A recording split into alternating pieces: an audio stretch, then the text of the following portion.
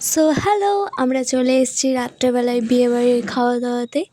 দেখো পরপর কী কী খাওয়া দাওয়া হয় সেদিনে। আমরা সবাই বসেছিলাম একটা সিটে, আমি, কাকা, কাকিমা, মা।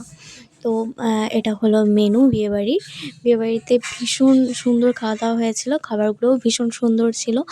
আর প্রথম পাতেই স্যালাড, সস, ভেটকি মাছের ফিশ ফ্রাই, যেটা আমার ভীষণই ভালো লাগে। তো সেটা খেতে খেতেই চলে এলো নান, ডাল মাখনা, আর যেটাও খুব সুন্দর ছিল খেতে, বেশ নরমও ছিল। খাবারটা ভালো কমপ্লিট লেগেছিল। করি আর তোমরা দেখতে থাকো আর সঙ্গে থাকো। তারপরেই চলে এসেছিলো কমলা রাইস আর চিলি চিকেন, যেটা ভীষণই সুন্দর ছিল খেতে।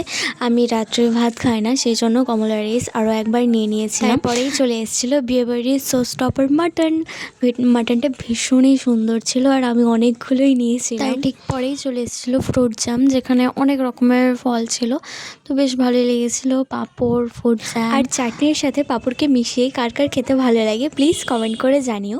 তারপরে আমাদের পাতে চলে এলো 2 রকমের মিষ্টি আর হচ্ছে হাত ধোয়ার জন্য গরম জল। তারপরে আইসক্রিম আর পান দিয়ে খাওয়া দাওয়া শেষ করলাম। তোমরা আমার ভিডিও দেখো কিন্তু লাইক আর কমেন্ট কেন করো না?